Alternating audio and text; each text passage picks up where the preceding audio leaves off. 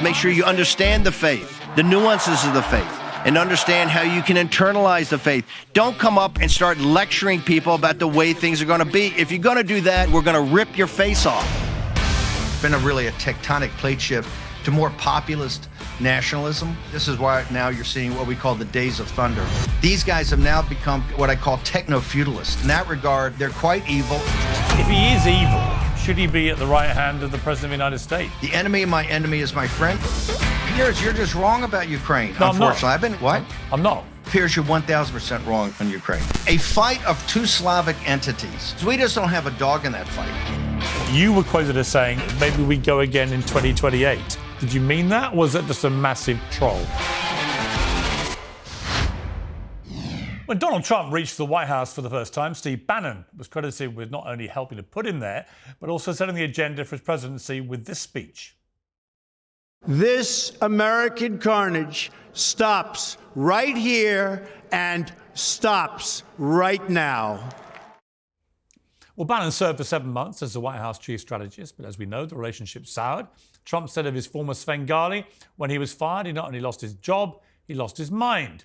But Bannon never gave up on President Trump. His War Room podcast has been instrumental in reshaping the Republican agenda ahead of Trump 2.0. So how does the original MAGA mastermind view the opening weeks of the new administration? Well, Steve Bannon, host of the War Room, makes his uncensored debut. I finally lured you on, Steve. Piers, I've been wanting to come on for a long time. I just wanted to wait for the best day, and I think this is the best time. You know what? It actually is the best time because it's been a fascinating 8 years, really. And you've been, involved very heavily, very inside, on the periphery, now back in a very influential way. First of all, your reaction to the scale of Trump's win, were you surprised or did you feel that was coming for quite a while?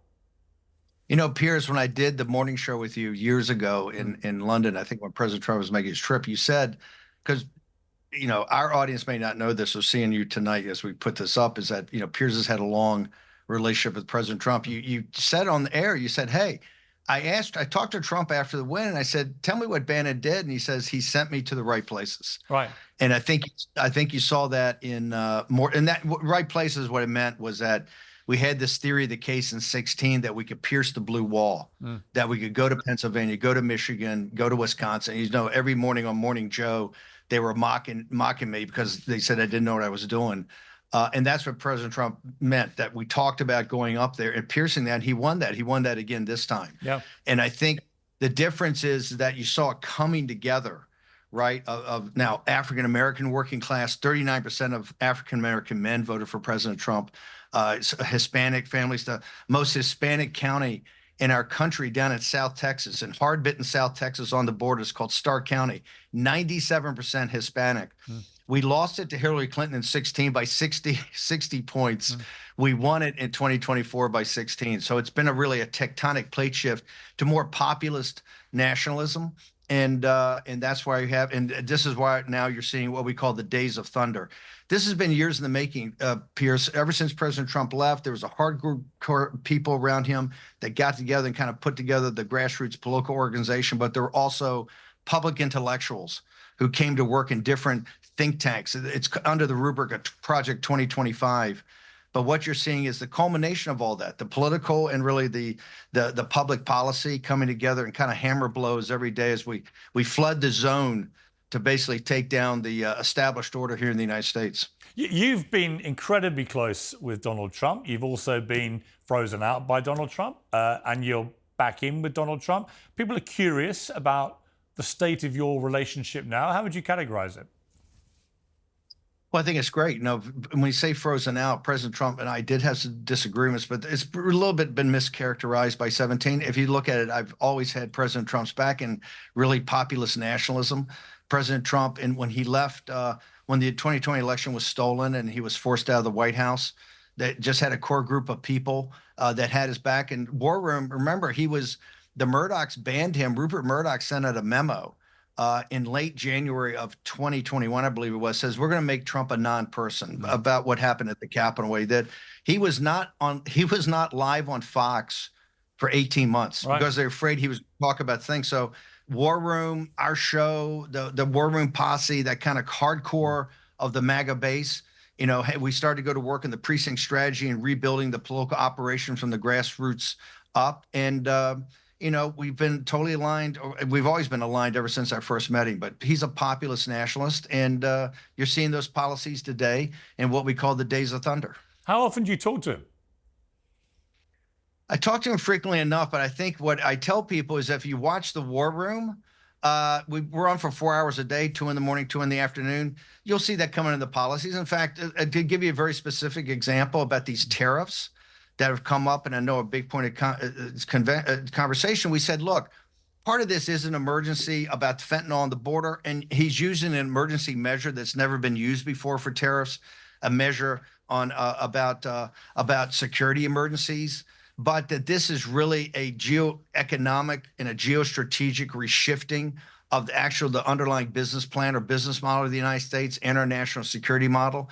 And this is much more, it's really what I call the golden door, or, charging a premium to get into the market of the United States. And he came out, I think, on Sunday and basically tweeted out this thing that was on the show. So I know the people around him show him a lot of clips. He and I think exactly alike on matters of national security and economics, although President Trump has to balance much more than we have to in the war. We're about as hard right as you can possibly get in the United States. And President Trump has to balance a lot, particularly with the new money that's coming in from what I call the oligarchs.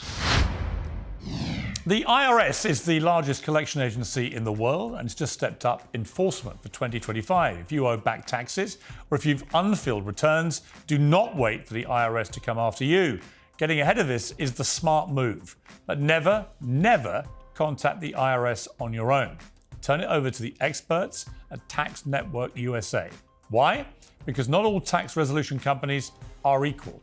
Tax Network USA has a preferred direct line to the IRS. That means they know which agents to deal with and which ones to avoid. Tax Network USA has proven strategies that are designed to settle your tax problems in your favor, whether you owe $10,000 or $10 million. Their attorneys and negotiators have resolved over $1 billion in tax debt. You can talk to one of their strategists about your case for free. So put your IRS troubles behind you once and for all. Call 1-800-958-1000 or visit tnusa.com/peers. That's PIERS, and that's tnusa.com/peers. Now on with the show.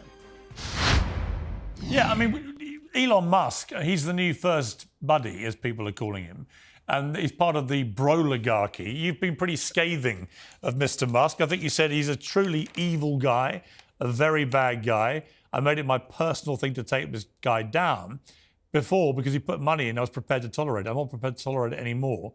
I will have Elon Musk run out of here by Inauguration Day. He won't have full access to the White House. He'll be like any other person. Well, he's not been kicked out yet from the circle. Do you still believe what you said then? It doesn't have full access to the White House. They're That's across true. the street. That's true, yeah. But I want to give some depth to this for the audience, because there's a couple things. Number one, the enemy of my enemy is my friend. I have been Elon's biggest promoter, even more than even President Trump, on 3 big elements I think will directly relate to your audience. Number one, he backed our play early on. This before I went to prison.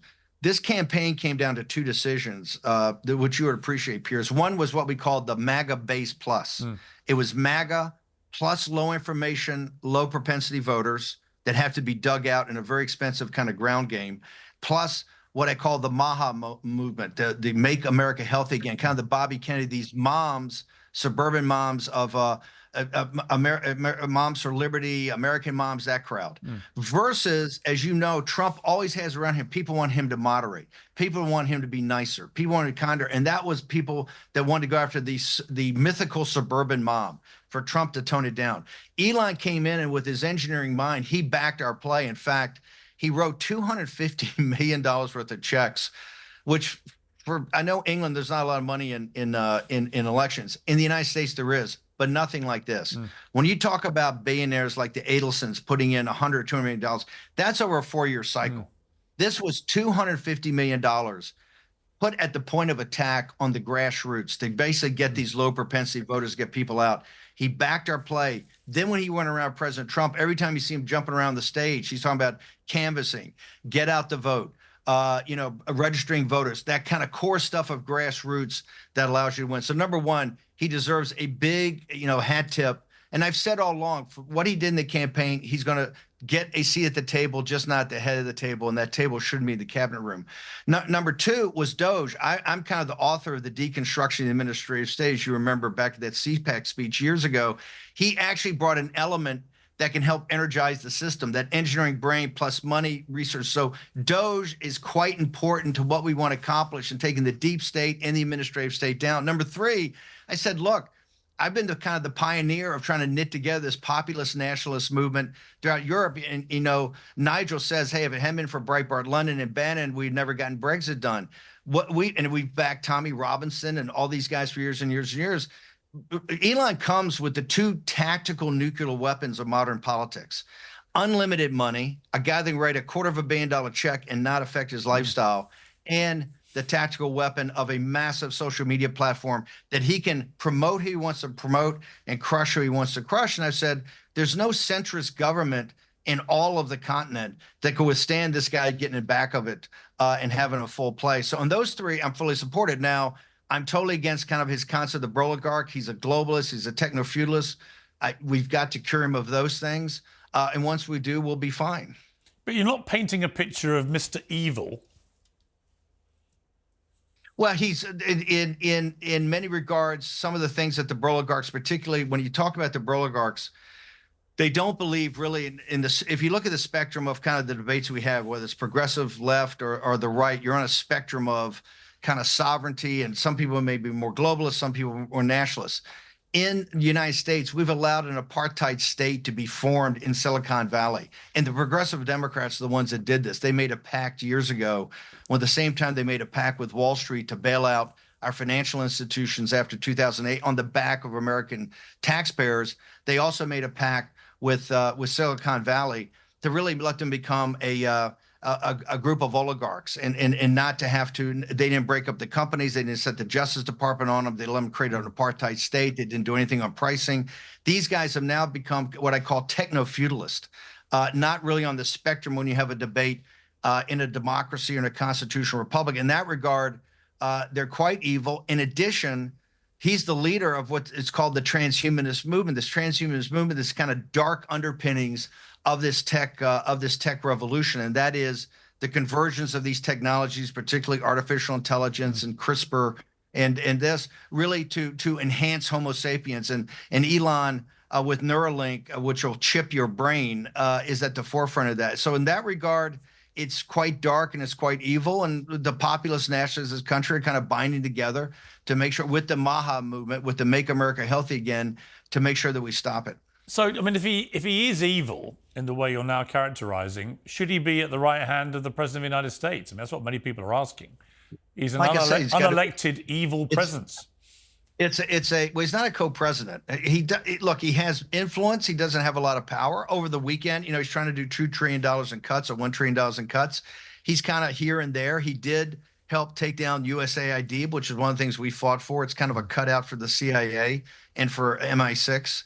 So it's one of the things we fought for. So he does good work in the time. But remember, the enemy of my enemy is my friend. I don't have to be in love with every person I'm fighting with in a trench, right? As long as they fix bayonets, the top thing. And we're going to have huge disagreements. But right now, we have an apparatus we have to take down: the administrative state, the deep state, plus the lords of easy money on Wall Street. We got a long fight and a tough fight ahead of us. He has actually been helpful in certain areas. And in those areas, President Trump appreciates that. And also, President Trump is trying to balance in a major industrial power all elements of it. So, he's got his hardcore, fervent, grassroots, populist national, which our show plays to the grassroots leaders, this kind of cadre. But President Trump's going to balance it. And President Trump gets to choose, just like in the cabinet. He gets to choose Bobby Kennedy. He gets to choose Tulsi Gabbard. He gets to choose Kash Patel. And we back those plays. He gets to choose who the first buddy is. You mentioned two things which resonate with me here in the UK at the moment. Brexit, which just had its anniversary, 5 years since it actually got implemented. Obviously, the vote was in 2016. I mean, I voted to remain, but I wasn't massively evangelical about it. I was prepared for Brexit to work. And I said, look, I definitely think we should give it time. But here we are 5 years after it started. And honestly, the ability of even the most fervent Brexiteers to paint a positive picture of what it's actually done to help us rather than actively harm us. I mean, I just don't see anybody out there with a convincing story to tell. You know, I spoke to a world leader last week, very influential, who just said it makes no sense when you're competing against the United States and China and countries of this magnitude. It makes no sense for little England to be out there on its own. It should be part of a EU, albeit a reformed EU, battling with the big boys rather than, you know, in its little dinghy out on its own. Number one, I don't think, look, Theresa May, the elites in England, even leading to Boris Johnson this 5th anniversary. And always remember, Brexit was kind of the predicate to Trump's win. As soon as we won in England and saw that, particularly the way the working class up in the Midlands, I guess, you know, saved the Brexit vote, the same people that kind of supported but they feel very disillusioned now, Steve. I mean, it's like it's 57% of the British. But hang on, 57% of the British public in a poll last week, because of the 5th anniversary, said they would now vote to go back into the EU. They would vote to stay in it. So there's a massive shift now in public opinion from a slight majority wanting to leave to an overwhelming majority now thinking it's been a mistake. Because the Tory elites have never implemented, and what they did implement was wrong. First of all, Theresa May and those guys, when they came over, I told the team at the time, we would sit in a room for 30 days or 60, however long it took to cut a one-on-one trade deal that make sure it was reciprocal and fair, that, you know, England was our mother country and we were prepared to do this. They saw at the time Brexit as a problem to be overcome, not a solution to anything. They fought it. Then when Boris Johnson won the huge majority, he had a concept of Singapore on the Thames. This is exactly what England doesn't need. This is kind of fall into you have a small version of what we have between Cambridge and the City of London. And I would argue, if you look at the economics outside the City of London, England is kind of a third world country because they've let manufacturing atrophy. You guys could be a manufacturing powerhouse with the skill set you have and the workers you have. You could be a manufacturing powerhouse.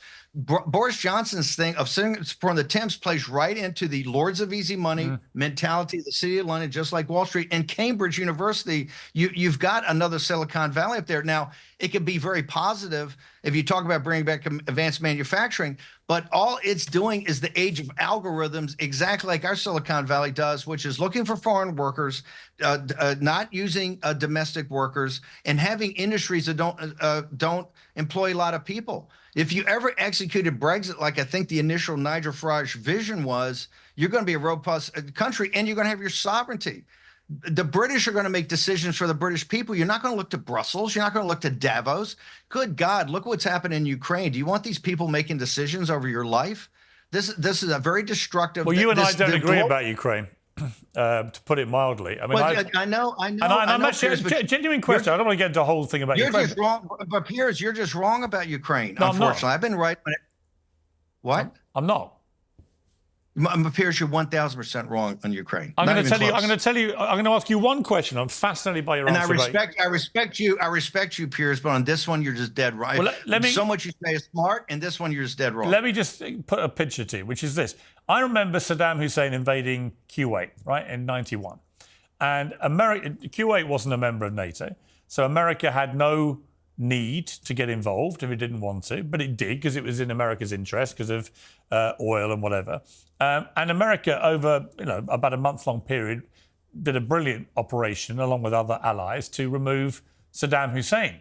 Now, I'm at a loss to understand why that was universally supported by almost every American I've ever met in my life. They all go, yeah, absolutely. We kicked out Saddam. It was great, including, I would say, 100% of conservatives and Republicans. And there's been a bizarre shift in thinking. And I'm just genuinely curious, because you're one of the people, I think, who's been influential in this. Why is it that so many conservatives now view a Russian dictator invading a sovereign democratic European country, which, for better or worse, Ukraine now is, illegally invading it and taking a third of the land so far, as he had taken Crimea before? Why is it that that doesn't instinctively bring out a rage in the American right as Saddam invading Kuwait did?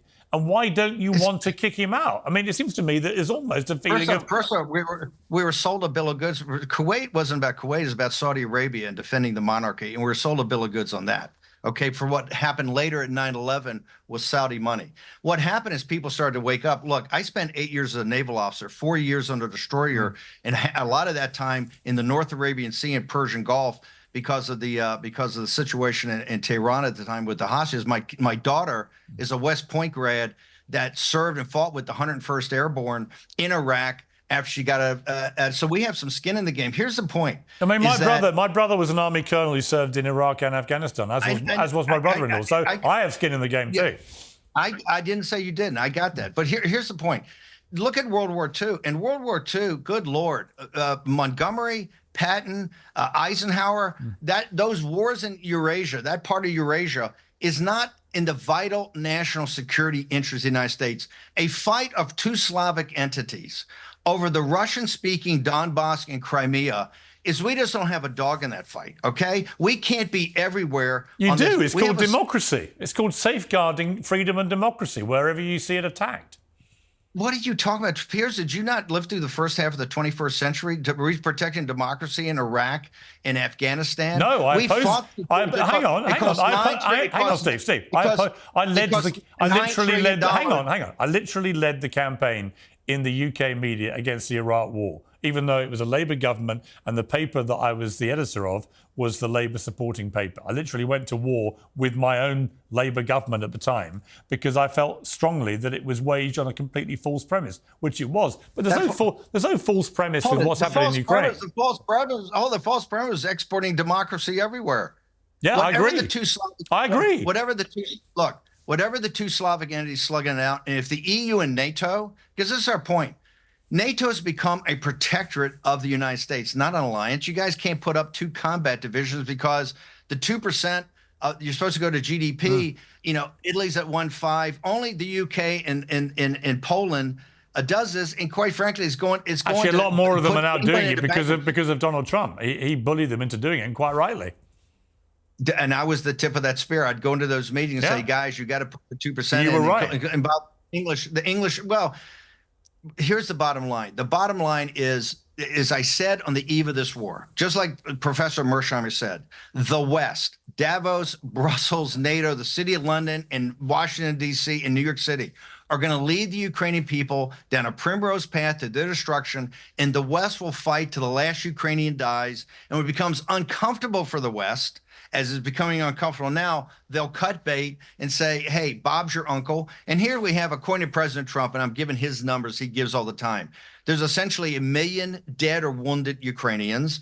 There's 750,000 dead or wounded Russians.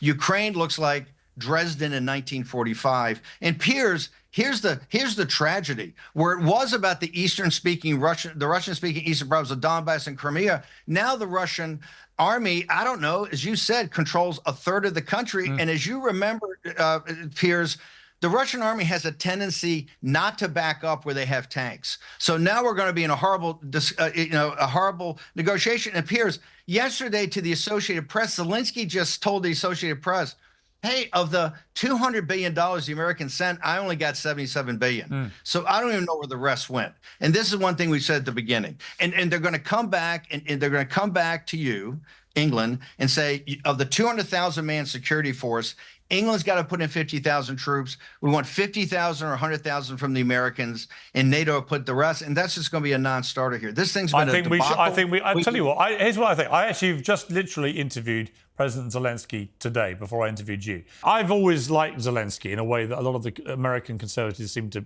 hate him. I don't quite know why, what he's done wrong, other than defend his country. But he said to me an interesting thing about nuclear weapons, right? If Ukraine hadn't been persuaded to give up its nuclear capability, then Putin would never have invaded them.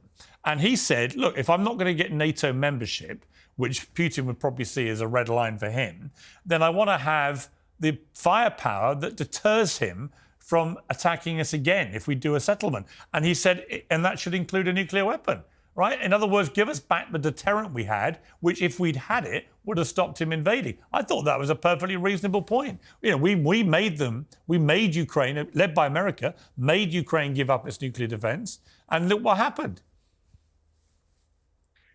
Piers, if you're telling me now that we should give guys have already shot off missiles into Russia itself, if you're telling me the West should give Zelensky... Why shouldn't Ukraine fire missiles into Russia, given the number of missiles Russia's fired into Ukraine? Tell me.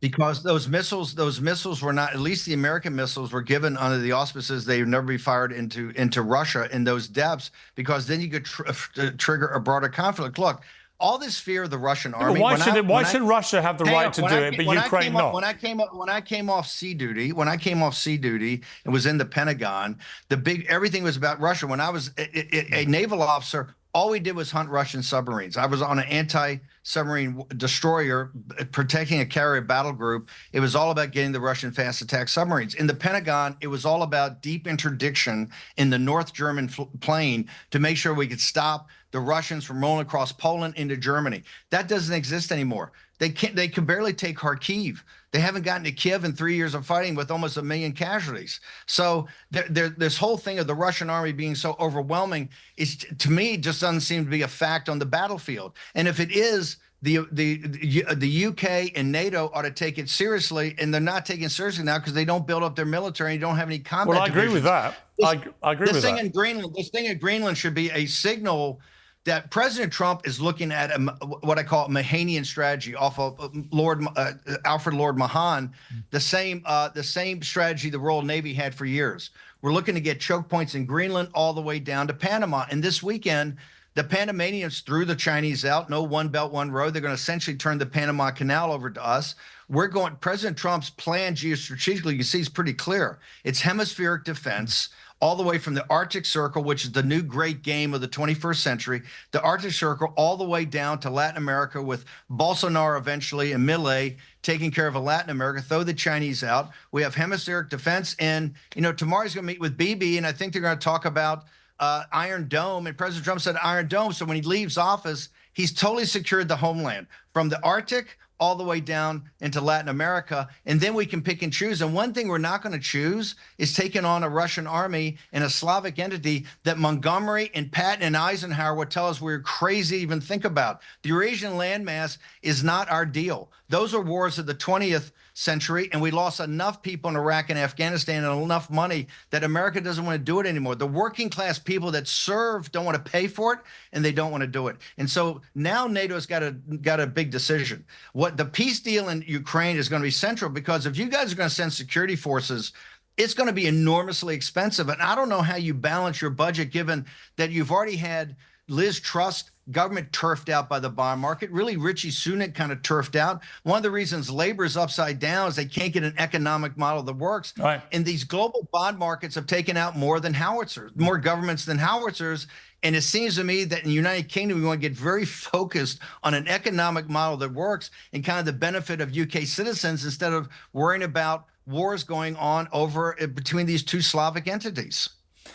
We will agree to disagree, Mr. Bannon, but I hear you. Yes. Okay, I respect your view. And I respect your view, but I just think you're wrong on this one. Agreed. I feel the same way about you. So we'll move on. January the 6th. Obviously, Trump's come in and he's pardoned all 1,500. My personal view was that... Which I recommended strongly, all of them. Right, so that's an interesting point, because I agree with J.D. Vance on this, that anyone who committed acts of violence against police officers, they should not be pardoned or commuted. But the others, very good argument, a lot of them were given way too heavy sentences, particularly those who were completely peaceful. But it just seemed to me a bit odd that Trump is always so vocal, supporting police officers generally, and so determined to stop people attacking police officers. Why would he send a signal that actually, if you do, you may get a pardon? I don't think so. Here's why. Let's go back to JD. You bring up a great point. When JD went on Fox that day, and for your audience, it was a couple of Sundays ago. It was Sunday, I think, before the week before the inauguration. And he gave the same argument you gave. He says, look, we're looking at pardons for the nonviolent, but the guys of peace. And brother, it blew up. Our show and the base and Don Jr. and guys said, no way. It's all of them. right? And we're law and order folks, right? Okay, we're law and order folks, but that's all because this was a Fed surrection. We got to investigate this. Thing's totally rigged, and I don't even know when you talk about police hurt. We got to get to the bottom of that because these cases were all totally rigged. The firestorm that came from the MAGA base, who are law and order, got President Trump's attention. A woman named Julie Kelly, they put him in touch with her. She walked. She's covered these cases for 4 years from the courtroom, and he made a determination. Hey, I think I'm going all the way. I believe, Piers, what triggered the whole thing, I think, came late the morning of actual inauguration day, when Biden very cowardly started giving these pardons, not for his family, but when he pardoned J6, and the staffs, that's when I think Trump, because the pardons didn't come late in the afternoon. I think they had two choices, and I think Trump was always leaning to all of them. I think he said, screw it, all of them. And you got to remember, I went to prison for 4 months in a federal prison, not a camp, for the people in jail, and I went for a principle. I said this was not a legitimate committee, and the president gets to choose on executive privilege who he wants. And if I got to go to prison and they send me to prison for a misdemeanor, the first time in the history of our federal prisons, I'll do it. And so when I'm sitting there and I hear that Benny Thompson and Liz Cheney and all these big talk, particularly Liz Cheney and Kinzinger, who had gone out of their way to campaign and get on stage with Kamala Harris and talk, when they're begging the White House to give them blanket preemptive pardons, which never happened in our history except for Nixon on one tiny, technicality, when they're begging him and the staffs, the woman who perjured herself in my trial got a pardon, I think that's when our side just says, screw it. And President Trump, I think, did the right thing. Are there some bad hombres in that group? I think you could argue that, but it's not the point. The point is in the MAGA base, who's totally law and order. So nobody thinks Trump's getting soft on law and order or soft on the police. That's another mainstream media misdirection play. What was prison like? I mean, take me back to your first night in prison. Many people who go through that say it's a pretty harrowing experience. I don't. It's such a personal experience, and I don't want to. That's why I've never really talked about it. I don't say, look, I will say this: at 70 years old, a federal prison is a very dangerous place, and here's why it's a dangerous place. The prisons are very cramped. This prison in Danbury was for 800 people and 1,200. I think there are 1,200 inmates because of the overcrowding, and a lot of that's from the illegal alien. Bad hombres they got there. But the central thing in this warehousing, and I was in a cell block in a cell. In fact, that January 6th guy was right across from me, is that nonviolent drug dealers. And these are young men, normally in their mid-20s, Hispanic and African-American, who are not caught selling drugs, are caught in federal law and conspiracy to sell drugs. Piers, they're getting 10, 15, and 20-year sentences, and Danbury is a very tiny place. And if you and I had to sit there and think the next 20 years, I'm 25 years old, next 20 years of my life, I'm not leaving a very small compound, it would break you. And what happens is the place is flooded with drugs. This drug particularly called K2. And once these guys take K2, it's out of control. The cops can't control it. Nobody control it. And so what makes it so dangerous is these prisons are flooded with drugs. And one of the reasons they're flooded with drugs is the mental kind of breakdown of people that have been given these long prison sentences by these judges and really don't have any rehabilitation. This is why President Trump's First Step Act, quite frankly, is brilliant. I'll be working with Jared on prison reform a lot, but I will say this: federal prison in the United States of America is very, very difficult and very, very dangerous. I mean, but just without going too much into it, and I respect the reasons why you prefer not to, but just on a human level, you're Steve Bannon. You were the architect of this stunning victory in 2016 for Donald Trump. And then suddenly you're finding yourself in a grim, overcrowded prison, and you're there for months. That kind of experience, it can make or break a man. It seems to me, I don't know you very well, but it seems to me, in a way, it kind of made you maybe a stronger individual. I mean, I don't want to put words in your mouth, but how would you categorize what the experience did to you? I considered it duty to my country. Just like I said, I served on a destroyer in my 20s in the Pacific, in the North Arabian Sea and Persian Gulf, and I'm serving here in a prison as a political prisoner. Nancy Pelosi, think about it, the people that put me there, Liz Cheney, Benny Thompson, and Jack Smith's team, the prosecutors, and Nancy Pelosi, I came out, I'm more empowered. One of the reasons I'm more empowered, you have to be so immensely focused. Look, at 70 years old, you're just not going to get that experience. You have to be so amazingly focused. Are you going to end up hurt? Or are you going to end up dead? Right. So you got to be focused every second of every day to have your mind just totally focused. It empowered me. And think about it, Nancy Pelosi's been kicked to the curb of screwing up the 2024 election. Liz Cheney, these people beg for pardons. Jack Smith's gone and probably going to be prosecuted. So I came out of this empowered. And as you know, because you've known me, the show's tougher, the show's better. I'm more focused on what I do with Trump because I also realize you only get so much time in this life and you got to get on with it. So for me, outside of the fact that I had to work 12 hours a day talking to my team about making sure the show was empowering the campaign, it was a very empowering experience, dangerous but empowering if you can get through there at 70 years old. And all the people that put me in either got pardons or are going to be prosecuted, who did, like Jack Smith's team for the criminal behavior they had. And Nancy Pelosi has essentially been kicked to the curb by the Democratic Party of having screwed up the 2024 election. So it's ironic, but so is life. What was the thing other than family and friends? What was the thing you missed most when you were inside? It's interesting. The thing you miss most in prison, in federal prison, the whole thing is to break you psychologically. Yeah. One of the ways there are no chairs. You have a little plastic chair in your cell, and you can take that in the TV room. But everywhere in the chapel, the little plastic chairs for grown men. Now think about it. This is for a guy that's 25 years old, going to be there for 20 years. You have a little plastic chair, whether you go to the chapel or anywhere. And if you go, I taught at civics, you have a little tiny school desk like you would have when you were 9 years old. The whole system of prison is to break you so you never feel comfortable. You sleep on a steel slab with a mattress that big. You have no pillow, no blanket. It is literally to break you that you're never comfortable. You're always on edge. There's this cell block. There's just men all over top of you. If I hadn't been on a Navy destroyer, if you're just some regular schmendrick showing up at 70 years old, I think it'd be very, very tough. I'd had training in this in military school and on a destroyer.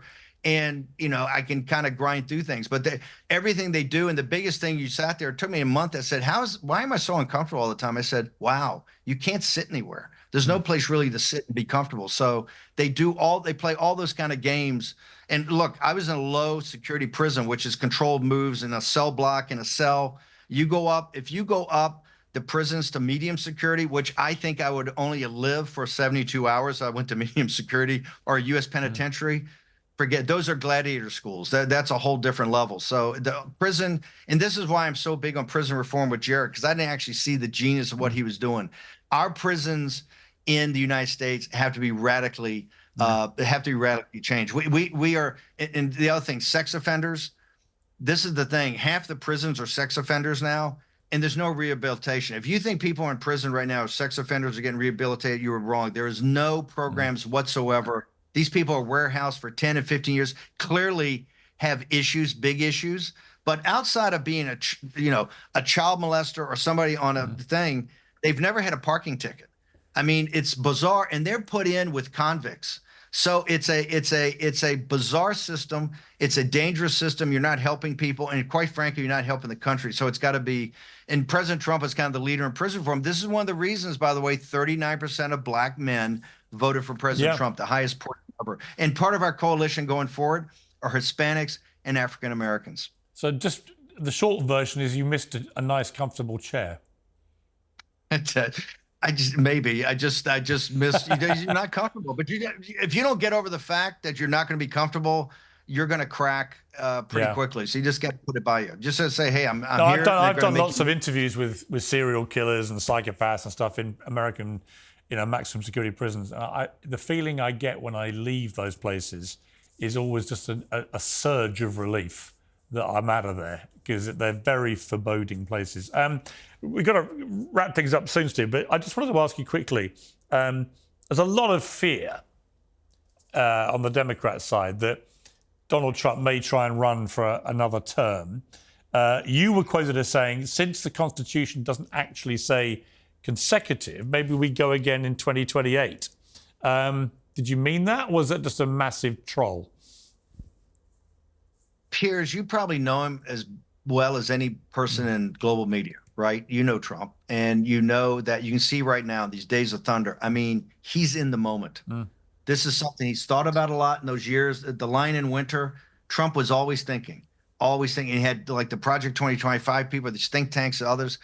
He's here and now. And I do believe that the Constitution is some lawyers I talk is a little open to that. I think it'd be terrific if President Trump is a candidate in 2028, and I would work for that. Wow. Now that being said, the Democratic Party, and this is, you know him, so he's a blunt force instrument, and he's delivered blunt force trauma on the political class in our country. The Republican, the Mitch McConnell Republicans, but particularly the Democrats, they have not regrouped. Schumer's sitting there bleeding. Oh, Bannon's flood the zone thing is not going to work. We're going to focus. Just this weekend, they picked a head of the DNC as just some average guy from Minnesota. They're not charging any of their policies. They are, and here's the reason. No, the worst thing, by the way, you've reminded me, the worst thing was the way every candidate on stage for that chairmanship were asked, do you think racism and misogyny played a part in Kamala Harris losing? And they all put their hands up. And I was like, you guys have learned absolutely nothing. She did not lose because of her skin colour or gender. She lost because she was utterly useless. End. That's it. I rest my case. You just said it, and that's no, but they still true, embrace it. So he's shattered them, and it's only going to be more shattering because it's tons of work to do. But I just think right now, if we can figure it out, why wouldn't we? And it can't be. Look, if we get to a place that it can't happen, it can't happen. But you know him; he's got a head of steam right now. When he went to Notre Dame, I sat there and go, this guy was like Charlemagne walking in with a bunch of, Macron and all these characters. That's how he is right now. Every day's Days of Thunder. We're flooding the zone. He's getting, from the Panama Canal back to Mexico, just caved within 24 hours on the tariffs. It's all happening, and it's happening at a vast scale with scale, depth, and urgency. Tell me one thing Donald Trump could do that would lose your support, that you would just distance yourself completely. I don't think there is. We're going to disagree on a lot. Well, first off, I totally disagree. They're going to try to, I think in his tax plan, it's to re-put the tax plan. Remember, I fought that back in I fought that back in 2017 when the Wall Street Journal went after me in June of that year when I said the taxes for the wealthy have to go up. President Trump and I are going to disagree on taxes. We're going to disagree on what's to do with the wealthy. We're going to disagree with the oligarchs, disagree maybe with transhuman. There's a whole host of things we're not going to totally agree with, but I don't have to agree with everything to have this guy support. He is unique. We've had General Washington, we had Abraham Lincoln, and we got Trump. This is going to be referred to as the age of Trump. We've never had anyone like this, given everything that he's had against him, given that, when they turfed him out of here in January 20th of 2021, you remember this, Piers, when he went back, the only reason McCarthy and those guys would go down is make sure the lion was still in the cage. He had nothing, and he understood. This is why he had moral courage. He understood. He made a conscious decision. He made a conscious decision to come back and run again, understanding they were going to try to criminalize this. Yeah, I agree. I agree. And remember, Jack Smith, for your audience, just Jack Smith stuff alone, not the rest. Just Jack Smith was 300 years in a federal prison. Yeah. The established order in our country wanted Trump to die in a federal prison. The worst thing, the moment, well, there are several moments that I knew he was going to get reelected, but one was when I heard that they were literally going to drag him through a criminal court over an alleged one-night stand with a porn star 18 years ago. And at that point, I was like, are you kidding? In the history of the United States, the first president to ever get taken through a criminal trial is going to be over that. I said, if that doesn't scream to everybody that this is literal lawfare, it's all it is. It was pathetic political point scoring. And from that moment on, actually, you saw Trump's poll numbers just go up and up and up and up. I thought he was done, finished. I thought it was all going to be DeSantis or whatever. And Ron DeSantis too. But here's the thing that's interesting. Your old CNN, MSNBC, New York Times, you go back and look at the coverage that time, they were wall to wall. Yeah. This was Trump was finished, Yes, Trump was done, over. done. I'm sitting there going, this is the greatest gift they ever gave us. Yeah, and that moment of when he survived the assassination attempt and he punched the air and said 555. I actually spoke to him a week later and I said it's all over. But he said it was interesting. He said, it's 4 months to the election. He said anything can happen, and it was the next day Joe Biden quit. I was like, wow, he wasn't wrong. Here's the moral courage of coming back and doing that, understanding all the law firms are going to come because he knew they were going to come, bankruptcy and all the points are. The physical courage, which not many people have, of getting up the stage to fight, even in prison, I could tell you the gangster and the gladiator merged. This is when the young men came to him. This is when young men who had the low totally propensity, agree. they go, hey, I want that guy. Yes, and I agree. they see change. And we haven't had that in this country. That's what you're seeing here with Days of Thunder. Well, you know, the He's difference is that guy. Joe Biden physically couldn't have got back up. I mean, that right there was the stark reminder that the current commander-in-chief literally falls over quite regularly and can't get back up again. And that was the most telling thing. Steve, we're running out of time. I just want to end with a quick-fire Q&A because I've never had you on Uncensored. And there are some wonderfully wild rumours about you. And I want to give a quick answer to these, right? Whether they're true or not. Is it true you grew up in a Kennedy Democrat family? True, very true, yeah. Union Kennedy family. Is it Catholic. true you're an executive producer of 18 Hollywood movies from 1991 to 2016, including The Indian Runner, written and directed by one of Trump's most ferocious critics, Sean Penn? True. How many millions, well, I know this is true, but how many millions did you get from investing in Seinfeld? I didn't invest, but I kind of invested. I took instead of taking a cash fee, I took my fee in ownership of Seinfeld. I don't want to say, but it's been Jerry Seinfeld and Larry David are geniuses, and the things was enormously profitable and incredible. So you've made a ton of cash from Seinfeld. I did very well in Seinfeld, not as well as those guys did. They're well deserved, billionaires or whatever. Larry David's a genius, but Jerry Seinfeld was the business genius. Larry David is the creative genius. Extraordinary. You once wrote a hip-hop musical set in the LA riots. I took Coriolanus. I've done Shakespeare films. Titus Andronicus was a major motion picture. I was a company that owned that did a bunch of, including with British stars, did incredible films. Richard III, I did. My company did. And then Richard III, that great one, was done set in World War I. Between the two wars, was a company I owned, was one of the producers and distributors of it. And that I always wanted to do Coriolanus. And so I wrote with a writer, Coriolanus, set in between the Bloods and the Crips in LA during the riots. Wow. Yeah, that's a great idea, actually. Finally, my favorite one of all, that Trump's use of the song Macho Man by the Village People was originally inspired by your love of the iconic gay band during your time in the Navy. Is that true? I am actually not a fan. President Trump's got his own musical taste that comes from his, as you would know, Piers. Just so you know, we have, our producer made that one up just to get your reaction. No. The Studio 54 era. No, President Trump's got eclectic taste. Your producer got me. No, I'm not a fan of that, and not a fan. Although MAGA loves it. MAGA, it's the anthem. I gotta say, the irony of the guy they all call a bigot, actually leading America in a dance to, Young Man by YMCA or Macho, whatever it's called, it's just hilarious.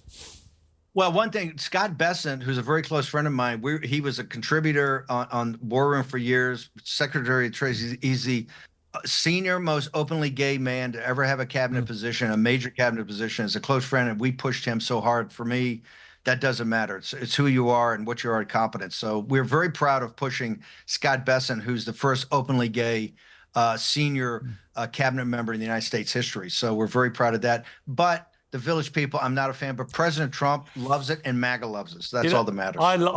When he starts dancing, it's one of the most hilarious things to watch. And when he did it with the Village People on stage, that was hysterical. Steve, we've run out of time. Brilliant to have you on Uncensored. Don't leave us along next time. I won't. Piers, thank you so much, brother. Look forward to seeing you over here. Great to see you. And I'll forgive you being so wrong about Ukraine. I won't hold it against you. For another day. Take care.